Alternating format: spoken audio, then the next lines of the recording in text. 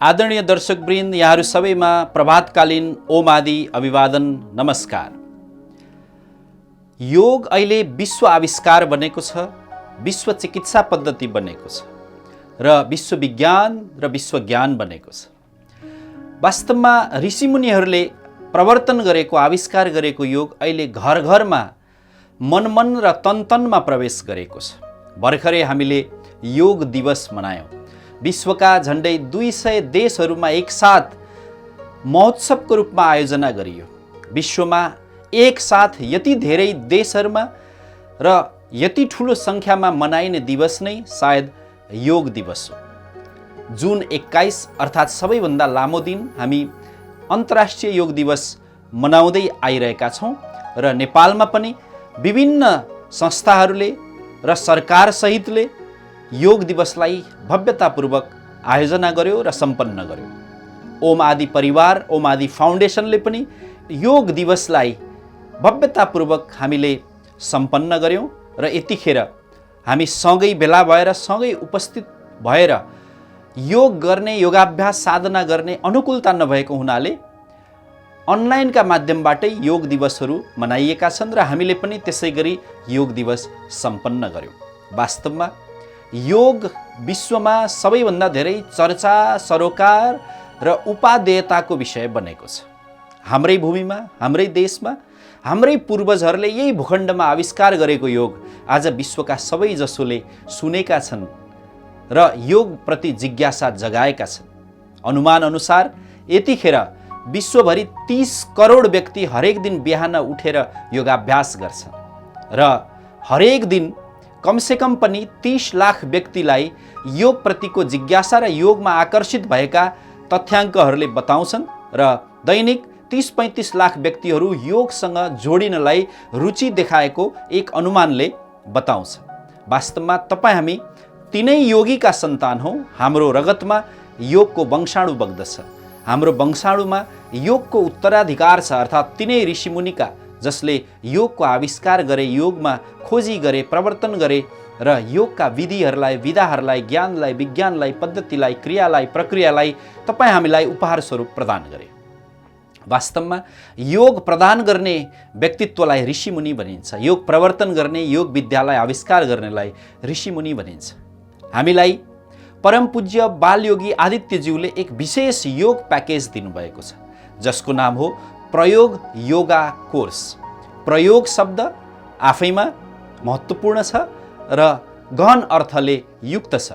प्र अर्थात् परिपूर्ण, प्र अर्थात् पूर्णतातिर लैजाने, प्र अर्थात् समयभन्दा अगावै हामीलाई लाभान्वित गर्ने र योग परम पूज्य बालयोगी आदित्यज्यूको नामाकरण भएको न्वारानको नाम हो र यसरी महत्त्वपूर्ण शब्द र अक्षरहरूलाई संयोजन गरेर प्रयोग योगा कोर्सको आविष्कार भएको छ। प्रयोग योगा कोर्स अहिलेसम्म उपलब्ध विभिन्न योग पद्धतिहरूको एक प्रकारको सार संक्षेप प्याकेज हो। प्रयोग योगा कोर्स थोरै अभ्यासमा धेरै लाभ दिने किसिमका विधिहरूले बनेको छ। प्रयोग योगा कोर्समा आसन छ, प्राणायाम छ, ध्यान छ, केही प्राण विधिहरू छन् र केही सङ्गीतका विषयवस्तुहरू छन्।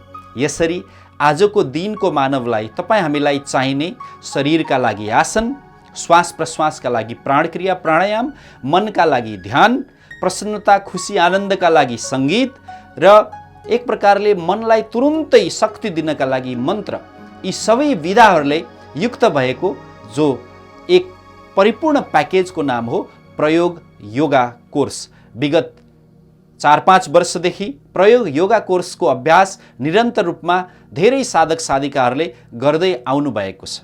सुरुमा यो कोर्सलाई आविष्कार गरिसकेपछि परम पूज्य गुरुदेवले आफ्नै मार्गदर्शन, उपस्थिति र प्रत्यक्ष निगरानीमा योग गराउनु भएको थियो। त्यसका लागि केही योगाचार्य र योग शिक्षकहरू तयार गर्नुभएको थियो। अहिले पनि उहाँकै प्रत्यक्ष निगरानी र प्रत्यक्ष संरक्षणमा यो योगको अभ्यास हुँदै आएको छ।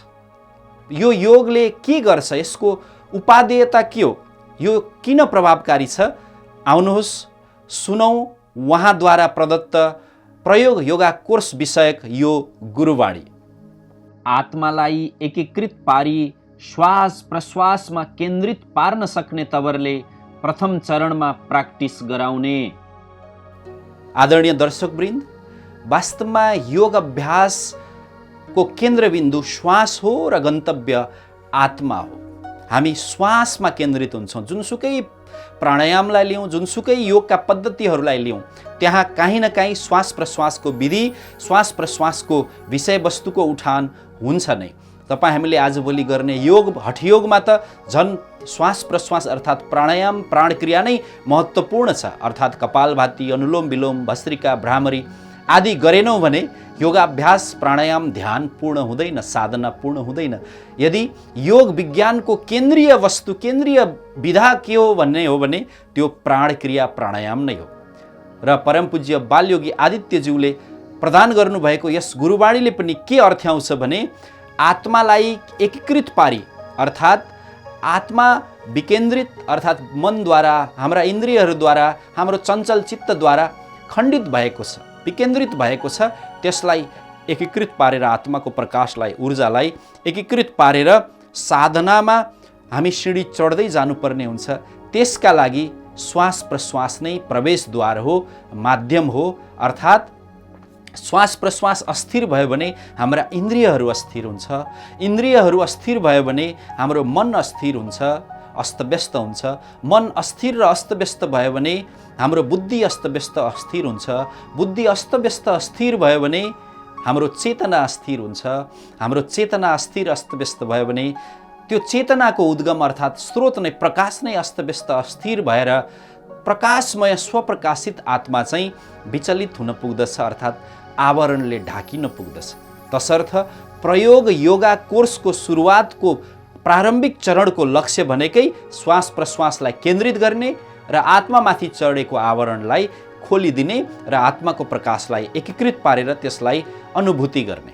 त विभिन्न अत्यन्तै उपयोगी विधाहरूले, उपयोगी क्रियाहरूले बनाइएको प्रयोग योगा कोर्स अहिले हामी अभ्यास गरिरहेका छौँ। धेरैले यसको अभ्यास गरिरहनु भएको छ। हामी आगामी दिनहरूमा त्यस अभ्यासको व्यावहारिक पक्षबारे पनि चर्चा गर्नेछौँ। प्रयोग योगा कोर्स अन्तर्गत ध्यान पनि एउटा आयाम हो। अर्थात् ध्यान भएन भने मनको परिपोषण हुँदैन, मनको शुद्धिकरण, चित्तको शुद्धिकरण हुँदैन।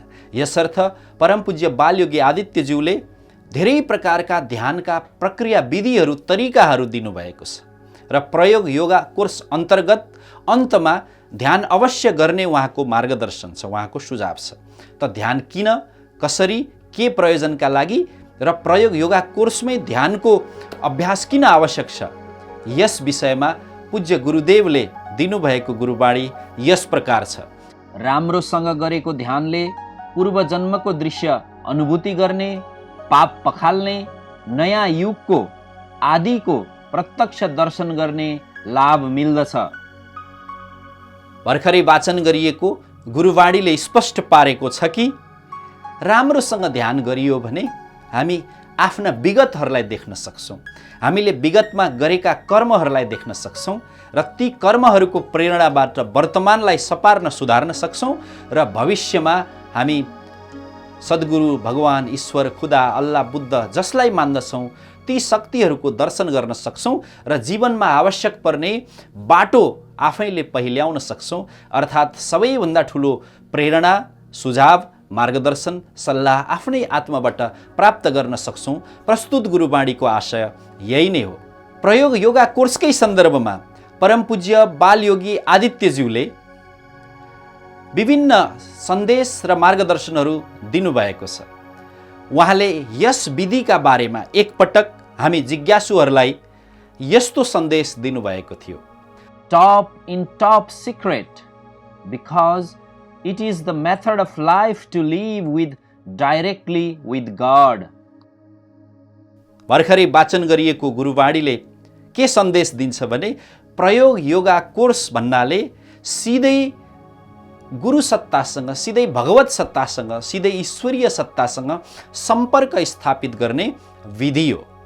यसर्थ प्रयोग योगा कोर्स श्रद्धा, समर्पण र निष्ठापूर्वक गर्यौँ भने पक्कै पनि हामीले चाहेको त्यो ईश्वरीय चेतनासँग हामी साक्षात्कार गर्न सक्दछौँ। यो रहस्यमय विधि, यो गुप्त विधि आजको दिनमा तपाईँ हामीलाई सहज तरिकाले दिनुभएकोमा हामी परमपूज्य बालयोगी आदित्यज्यूप्रति अत्यन्तै कृतज्ञ छौँ। प्रयोग योगा कोर्स अन्तर्गत नै र अन्य प्रसङ्गहरूमा केही महत्त्वपूर्ण विधिहरू परमपूज्य बालयोगी आदित्यज्यूले दिनुभएको छ। तीमध्ये अहिले अत्यन्तै अभ्यासमा रहेको मुख्य प्राणसूत्र विधि हो र प्राणसूत्र विधि अन्तर्गत पनि रामबाण विधि अत्यन्तै उपयोगी छ, अत्यन्तै प्रभावकारी छ। अर्थात् गर्ने बित्तिकै तुरुन्तै लाभ दिन्छ यसले। जस्तो कि कोरोनामा हामी भ्याक्सिन लगाएर सुरक्षित महसुस गरिरहेका हुन्छौँ, त्यसै गरी यो रामबाण विधि गरिसकेपछि हाम्रो मन, इन्द्रिय, शरीर, प्राणले एक प्रकारको आध्यात्मिक सुरक्षा कवचको अनुभूति गर्दछ। यसका केही विधिहरू छन्, केही सिडीहरू छन्। यसमा श्वास प्रश्वासकै क्रिया महत्त्वपूर्ण छ र विशेष गरी यो रामबाण विधिका बारेमा परमपूज्य बालयोगी आदित्यज्यूले दिनुभएको वाक्यांश यस प्रकार छ। हृदयले महसुस गर्ने गरी ब्रेथ इन एन्ड आउट, तर शरीरले महसुस नगरोस् मात्र आत्माले। तपाईँ हामी धेरैजसो क्रिया शरीरले गर्छौँ या मुखले गर्छौँ। यदि सतही माध्यमबाट गरिएको क्रिया आत्माले अनुभव गर्दैन, हाम्रो भित्र अन्तःकरण हृदयले अनुभव गर्दैन। जस्तो श्वास प्रश्वास नाकले फेरिरहेका छौँ, फोक्सोले फेरिरहेको छ। नाकदेखि फोक्सोका ती साना इकाइसम्म श्वास प्रश्वास प्रक्रिया चलिरहेको छ। तर यही श्वास प्रश्वासलाई विधिवत रामबाण तरिकाले हामीले लिने छोड्ने गऱ्यौँ भने, अर्थात् प्रयत्नपूर्वक, एकाग्रतापूर्वक, ध्यानपूर्वक एक रामबाण रूपमा लियौँ भने त्यसको प्रभाव अर्कै पर्दछ। यसरी केही क्रमाङ्कका साथ, केही अङ्कका साथ, केही समय अवधिका साथ यो रामबाण विधि चाहिँ प्रयत्नपूर्वक श्वासलाई बाहिर छोड्ने र सहज रूपमा श्वासलाई भित्र जुन लिने पद्धति छ, यो रामबाण विधि अन्तर्गत पर्दछ। र सँगसँगै यसमा हामी प्रेमपूर्वक, श्रद्धापूर्वक रा र म शब्दको यसमा वाचन पनि गर्दछौँ, अर्थात् मनमा नै वाचन गर्दछौँ, ताकि हाम्रो चेतना, हाम्रो मन, हाम्रो इन्द्रिय एउटै विधिमा श्वास प्रश्वासको बहिर्गमन र अन्तर आगमन विधिमा केन्द्रित होस् भनेर हामीले राम शब्दलाई मानसिक रूपले या वैचारिक रूपले उच्चारण गर्नुपर्ने हुन्छ। मैले यसरी व्याख्या गरिरहँदा यो स्पष्ट नहुन पनि सक्छ। यसलाई अनुभूति गर्न र यो विधिको प्रभावकारिता अनुभव गर्नलाई यसको अभ्यास नै गर्नुपर्ने हुन्छ।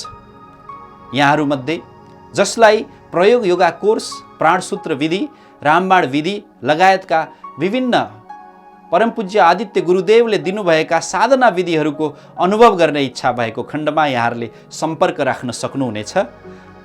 नियमित रूपमा यस अन्तर्गतका साधनाहरू चल्दै आएका छन्, साधनाका कक्षाहरू चलिरहेका छन्। आजको प्रसङ्गमा प्रयोग योगा कोर्ससँग जोडिँदै हामी एउटा व्यावहारिक योग यहाँहरू सबैका लागि कोसेलीको रूपमा प्रस्तुत गर्न गइरहेका छौँ। धेरै प्रकारका प्राणायामहरू छन्। वास्तवमा प्राणको आयाम नै प्राणायाम हो। तपाईँ हाम्रो जीवन जीवित हुने, चल्ने, सक्रिय हुने, अस्तित्व प्राप्त गर्ने नै प्राणले गर्दा हो। मन र प्राण अभिन्न र अन्तरङ्ग छन्। मन विचलित भयो भने हाम्रो श्वास प्रश्वास र प्राण पनि विचलित हुन्छ। जस्तो कि हामी क्रोधित भयौँ, रिस उठ्यो भने श्वास पनि छिटो छिटो चल्छ। भयग्रस्त भयौँ, डरायौँ भने श्वास पनि छिटो छिटो चल्छ। तर ध्यानमा, एकाग्रतामा, तन्मयतामा, आनन्दको बेला, भजनमा, सत्सङ्गमा, सङ्कीर्तनमा हाम्रो श्वास सहज र बिस्तारै क्रमले चल्छ, किनभने श्वास र मन अन्तरङ्ग रूपले जोडिएका छन्। प्राणायामहरू धेरै प्रकारका छन्। हामीले विगतका केही एपिसोडहरूमा केही योग विधि र प्राणायामको चर्चा गरेका थियौँ। आज हामी भ्रामरी प्राणायामको अभ्यास र चर्चा गर्नेछौँ। भ्रामरी शब्द संस्कृतबाट आएको हो र भ्रमर शब्दबाट लिएको हो। भ्रमर अर्थात् भँवरा। भँवरा जस्तो गुन्जिने विधि भ्रामरी प्राणायाम हो। यो गर्नलाई रमाइलो किसिमको छ। साना नानी बाबुहरूले पनि यो अभ्यास सजिलैसँग गर्न सक्छन् र वृद्ध व्यक्तिले पनि यो अभ्यास सजिलैसँग गर्न सकिन्छ।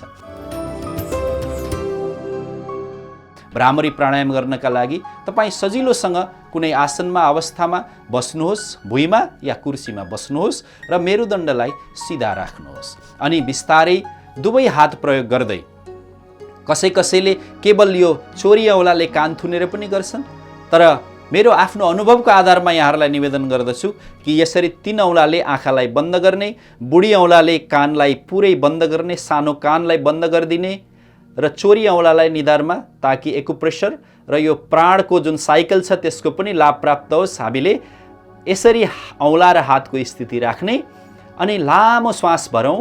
लामो श्वास भरिसकेपछि बिस्तारै भमराको आवाज कण्ठमूलबाट निकाल्दै अर्थात् तालव्य स्थानमा त्यो आवाजलाई ठोकाउँदै स्पर्श गर्दै हामी यो प्राणायामलाई गरौँ। एकपटक यो विधि यहाँहरूले राम्रोसँग हेर्नुहुन म अनुरोध गर्दछु।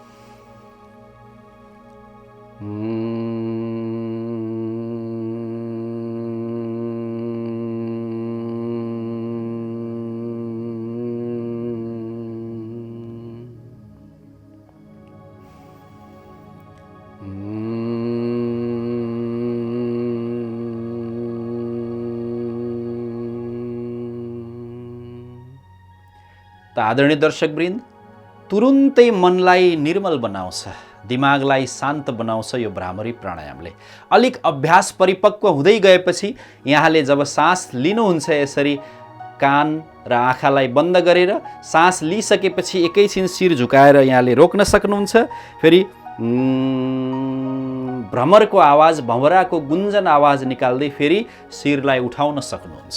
यो एडभान्स अवस्थाको अभ्यास हो, तर प्रारम्भिक रूपमा यहाँले स्थिर रहेर, स्थिर बसेरै कान र आँखालाई बन्द गरेर औँलाहरूले तालव्य स्थानमा कण्ठमूलबाट आवाज निकालेर त्यो आवाजले तालव्य स्थानलाई, तालुलाई स्पर्श गरोस्।